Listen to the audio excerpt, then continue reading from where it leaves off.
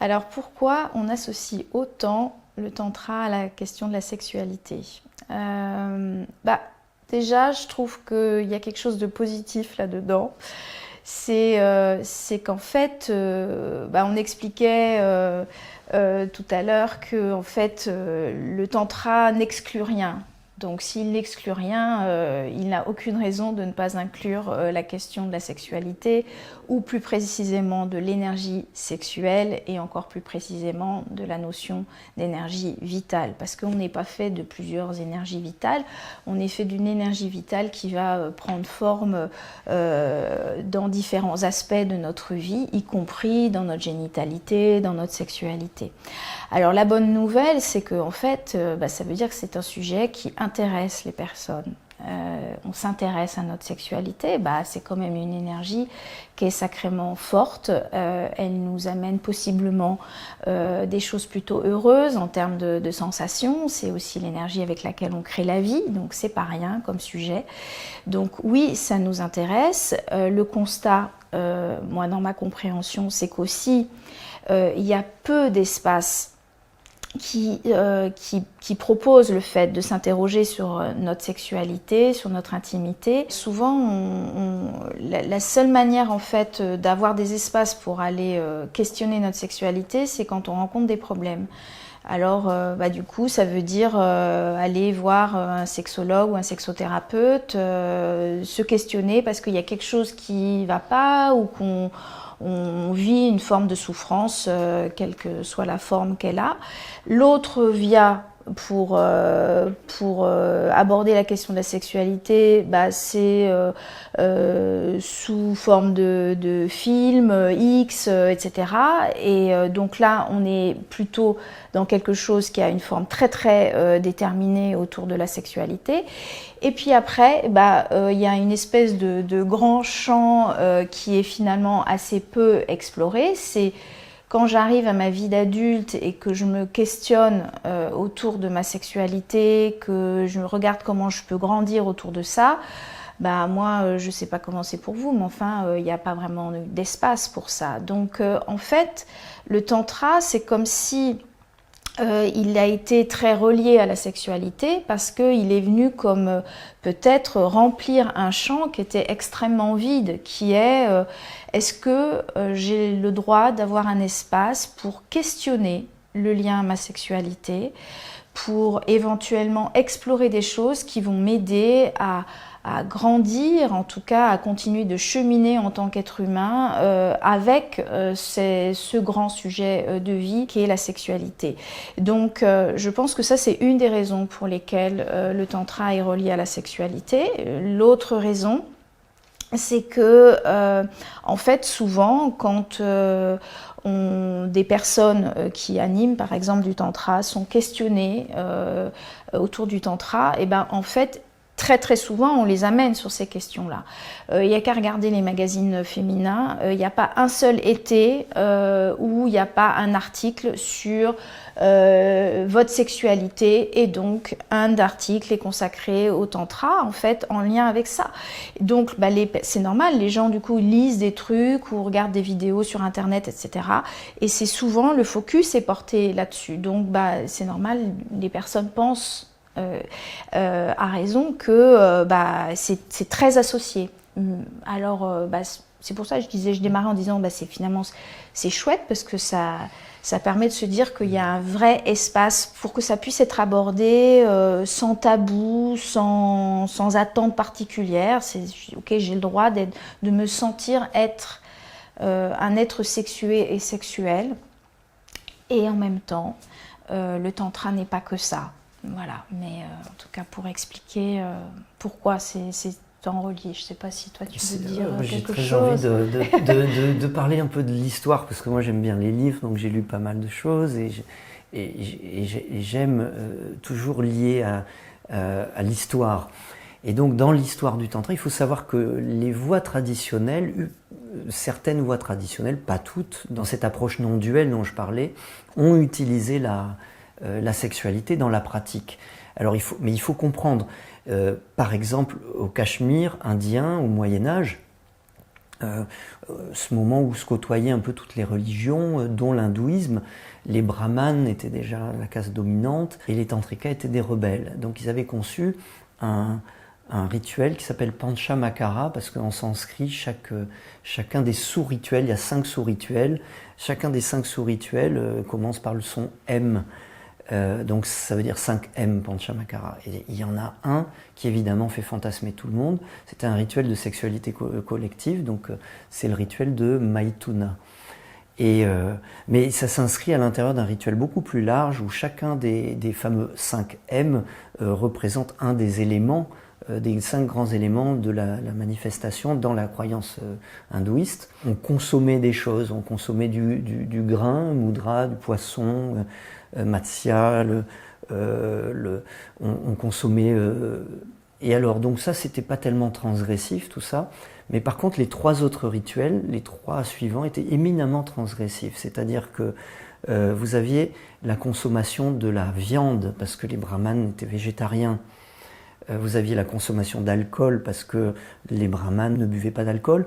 Et puis, vous aviez le rituel de sexualité assez libre, parce que les brahmanes pratiquaient brahmacharya, qui inclut une forme de sexualité soit complètement mise de côté, soit très encadrée.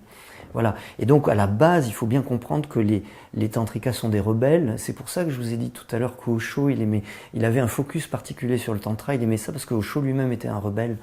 Et donc il s'inscrivait dans des pratiques qui déprogrammaient les croyances en fait. Et donc encore une fois, la pratique tantrique, même quand elle amène une consommation, cette consommation de viande, c'est pas qu'il faut consommer de la viande, c'est que c'est une pratique qui vise à déconditionner le fait que les brahmanes ne mangent pas de viande. Et quand on parle de sexualité, c'était une pratique qui consistait à déprogrammer le fait que la sexualité c'est mal. Voilà, en gros c'est mal ou ça doit être très encadré. Donc voilà. Et donc, y compris dans les formes traditionnelles, que ce soit l'Inde, que ce soit le Népal et le Tibet, il y avait l'utilisation de la pratique sexuelle d'une manière très ritualisée et avec une vocation d'amener les gens vers la spiritualité. Dans la tradition bouddhiste, ça s'appelle karma mudra, c'est le fait d'utiliser un yoga sexuel dans la recherche spirituelle. On a coutume de dire que en fait, les pratiques tantriques qui incluent la sexualité, elles représentent moins de 10% en fait, de la totalité des pratiques tantriques qui sont proposées. Mais comme la sexualité est taboue socialement, c'est-à-dire que en fait, elle est soit montrée sur Internet de manière complètement débridée, mais certainement très monotypée en fait. Il y a qu'une forme de sexualité. Moi je dis pas que c'est mal la sexualité qui est montrée dans les pornos, je dis juste qu'il y a plein de manières de vivre la sexualité différemment. Et dans le reste de la société, c'est tabou. Moi, quand j'étais jeune, les femmes se mettaient toutes en monokini sur la plage. Aujourd'hui, tout le monde met un maillot de bain. Donc, la nudité devient de plus en plus tabou. La sexualité, on en parle peu, ou on en parle de manière très conventionnelle et très convenue. À part quand on est dans ces mouvements de sexe positive, c'est que du coup, socialement, la sexualité, elle est tabou dans l'inconscient. Le tabou créant la névrose, je pense qu'il est intéressant de mettre le sujet de la sexualité sur la table pour sortir de la névrose collective. Voilà. Voilà, et la grande chose autour de la sexualité, quand on vient au tantra, et c'est vraiment tout à fait honorable de s'intéresser au tantra en se disant moi je m'y intéresse parce qu'il y a quelque chose que j'ai envie de faire bouger autour de ma sexualité. Et le grand truc, c'est de venir y découvrir que une fois encore, on ne va pas acquérir des outils qui vont nous faire de nous des amants ou des amantes absolument incroyables, mais justement comment avoir plus amplement accès à tout le potentiel que l'on a, parce que finalement, tout le but du jeu, c'est juste de se désencombrer. Et parce que la vie, elle est là. Il suffit juste d'arriver à être en contact avec elle. Parce que quand j'organise à l'intérieur de moi cette forme de vacuité, donc là je fais allusion à la tradition bouddhiste, quand j'organise à l'intérieur de moi cette forme de vacuité qui consiste à ne plus être en tension vers des objectifs ou être mis en tension par des peurs, eh bien je me donne accès à cette détente dont je parlais. Et cette détente me permet d'accéder à des choses différentes.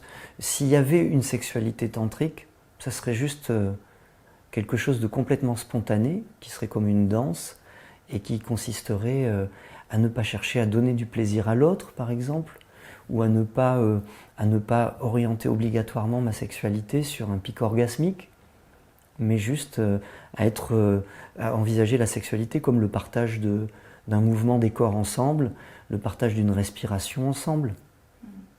Voilà, quelque chose comme ça. Si ça existait, la sexualité tantrique, moi c'est comme ça que j'essaierais de le définir. Et c'est assez vaste et il y aurait beaucoup à dire autour de cette histoire de sexualité parce que souvent, relié aussi à la notion de tantra et de sexualité, on ajoute un mot qui est la notion de sacré.